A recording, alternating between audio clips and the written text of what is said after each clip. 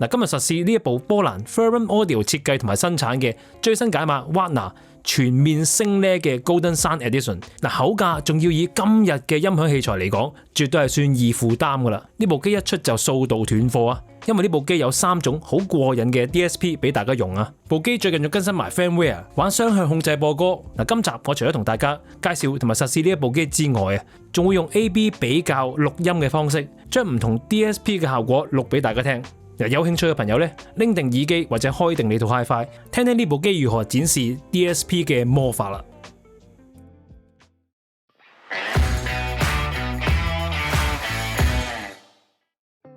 Hello， 咁多位大家好，我係國人，歡迎嚟到 FIFA3.com。今日同大家實試嘅產品咧就係波蘭 Ferrum Audio 嘅 Wagner DAC Golden Sound Edition。如果大家第一次嚟到呢度嘅話咧 ，FIFA3.com 主要係有各種影音器材產品測試、影音教學同埋市場最新資訊嘅影片睇。如果大家對影音或者音響有興趣嘅話咧，記得免費訂閱我哋嘅頻道，撳埋頻道隔離個鐘仔咧，有新片你就唔會錯過噶啦。成日都講錯呢度。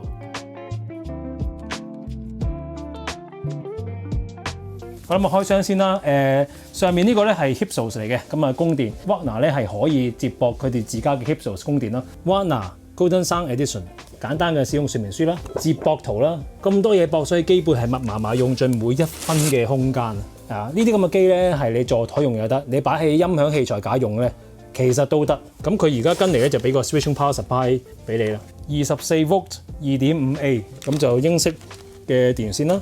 跟住有條 USB Port A 去 Type C 嘅線，同埋卡片型嘅遙控器啊，輕身但係好手感。跟住開埋個供電啦。咁啊新版本最大嘅唔同咧，就係佢嘅電源輸出咧就由一組變咗做兩組。不過呢兩組咧係相同電壓，基本上咧就將個一開二內置咗咁解啫。咁啊一條13A 電源線乜都冇噶啦。好，開箱完畢。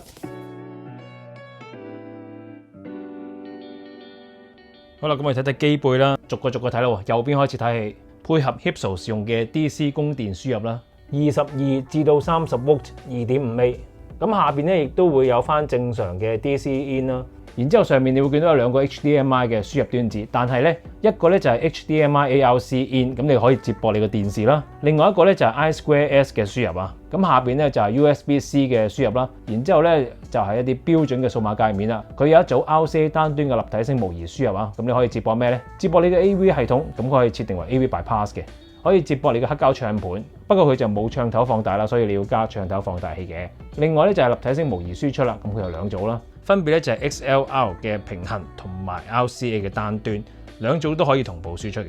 好，咁機背咧就講到呢一度啦。波蘭 Ferrum Audio 新近推出嘅解碼 Wagner 而家有3個版本，而今次實試嘅 Golden Sound Edition 咧就係廠方聯同英國影音網站 Golden Sound 嘅 Cameron 一齊合作開發嘅新版本啊！嗱，喺硬體上咧係同標準版完全冇分別嘅，但喺功能上面咧就多咗幾個好玩又實用嘅地方。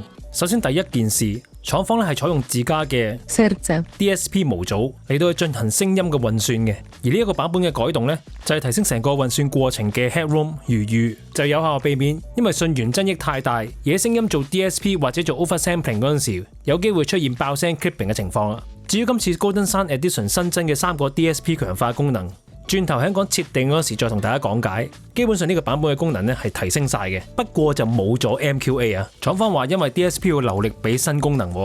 另外用家喺更新固件之後咧，就可以支援同電腦雙向控制嘅功能啊。用遙控或者直接撳部機咧，就可以控制串流機播歌噶咯，係冇方便先。好啦，睇睇機入邊音頻信號經過佢哋自家 DSP 做完運算之後咧，就會直接輸入解碼核心 Sabrent ESS ES9038 Pro 啦。喺呢度咧進行精細嘅 IV 轉換啊，各種輸入接受嘅規格就如圖示啦。動態範圍 Analog 有 127dB， 仲高過 Digital 嘅 119dB 啊。輸出左擴咧係44音，做前級完全冇問題啊。留意模擬輸出模式咧有 Pro 同埋 Red 兩種俾你揀，正常咧就係揀 Red， 輸出就冇咁大。如果你直接播後級或者有源喇叭嘅話咧，就可以揀 Pro， 最大嘅模擬持續輸出可以高到去8W嘅。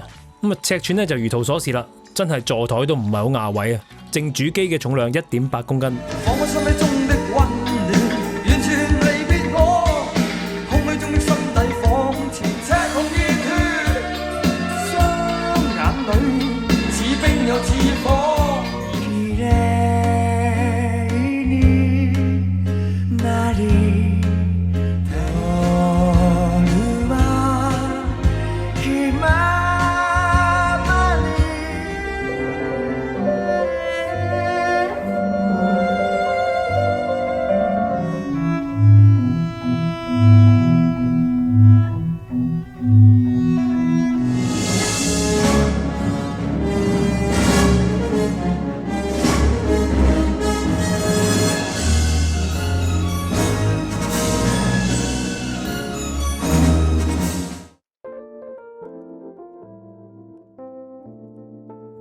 有個旋鈕咯。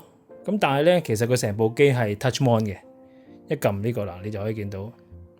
不過個畫面都幾順嘅喎。呢個高登山 Edition 最重要嘅地方就係有3個 DSP 嘅功能，咁啊分別包括呢個 Impact 模式，呢個2段 EQ 增強模式咧係可以提升低頻嘅能量感同埋音樂嘅衝擊力，但係又唔會大幅度改變音色平衡度嘅。Tube Mode 膽放大有個好大嘅特性，就係2次諧波失真咧係比較高嘅，而呢個膽機模式咧刻意響解碼晶片裏面做一啲錯誤嘅設置嚟到增加2次諧波失真，從而造成打味嘅，所以呢個打味都幾真噶。Spatial Enhancement 空間增強呢個模式咧，唔係就咁加啲殘響加啲 reverb 俾佢，而係透過精密嘅 DSP 運算嚟到去拓展音場闊度嘅。所以即使用咗呢個模式，失真同埋音染咧，基本上都係冇增加到嘅。呢個模式咧係分喇叭模式同埋耳機模式，因為耳機咧係冇 crosstalk， 佢有唔同嘅運算嘅。另外仲有好多其他實用功能啦，包括有由 HQ Player 提供嘅5種數碼濾波模式。另外亦都可以選擇用模擬或者數碼嘅音量控制線路啊。但係究竟用數碼好定係模擬好呢？不如我哋問下廠啊。You could hear the noise or something like this. Now that's far better. But still, I believe that I'm using the analog volume control. In fact, I believe it's kinda still a little bit better.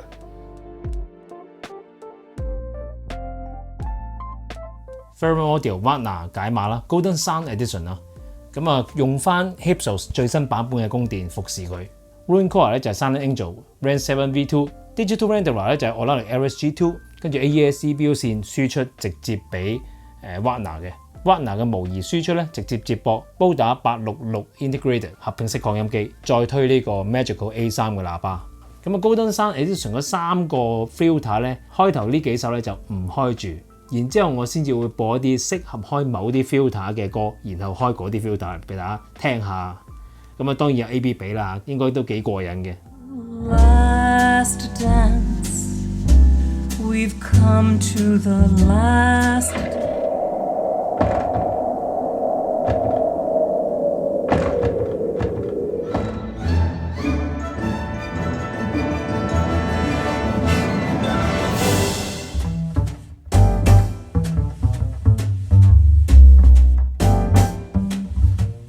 嗱，咁第一個咧就係 Impact Mode 先，咁我揀咧就揀Michael Jackson 嘅 Billie Jean， 咁啊而家就刪咗嘅，咁就聽一陣，然之後我就開咗佢。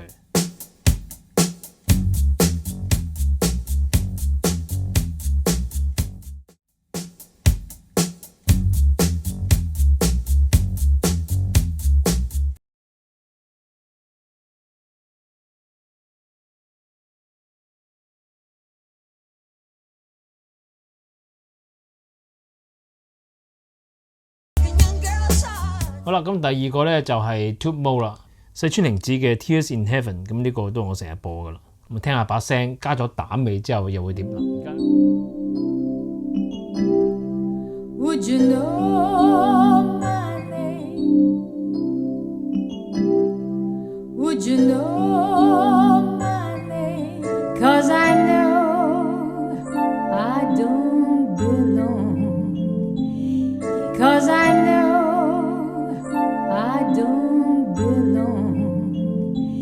好，跟住第三個咧就係我覺得應該大家聽起上嚟應該個錄音上分別會最大，就係嗰個 Spatial 嘅 filter 啦，敲擊卡門嘅一段，咁就應該試到啦。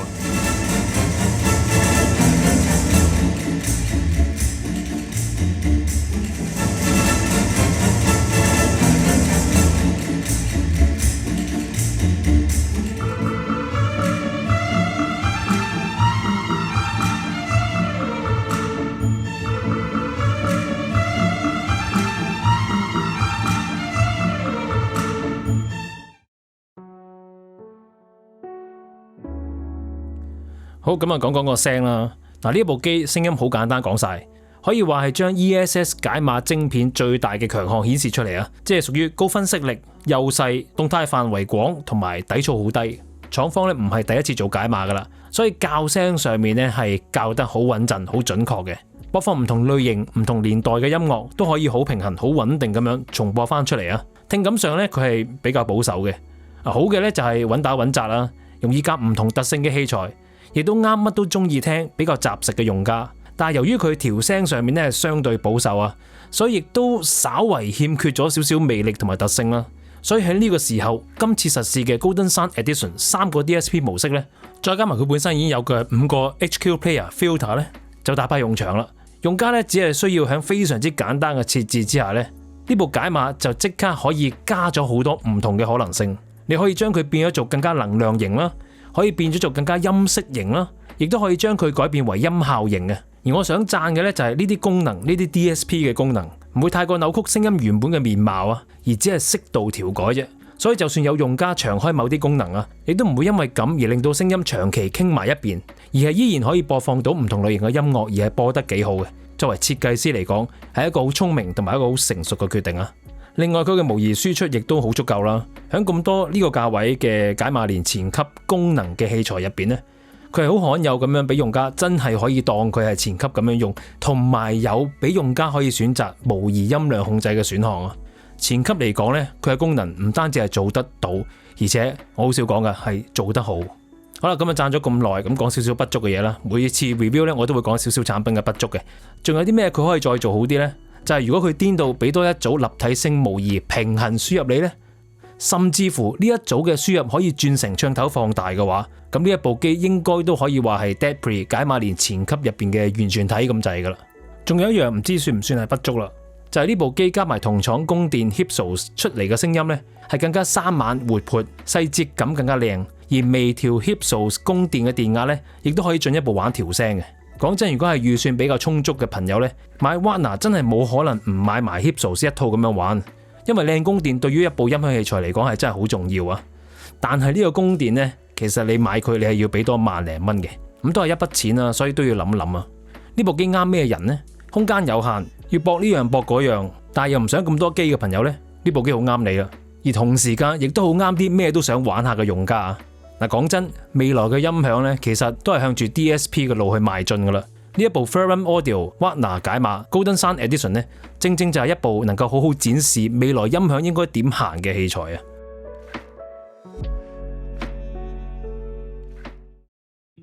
好啦，實試係嚟到呢度啊！有興趣嘅朋友咧，記得本片說明欄裏面睇得埋幾多錢，同埋咧去試一試聲。咁啊，雅榮音響嗰度有一試聲，亦都有網店價嘅，自己留意啦。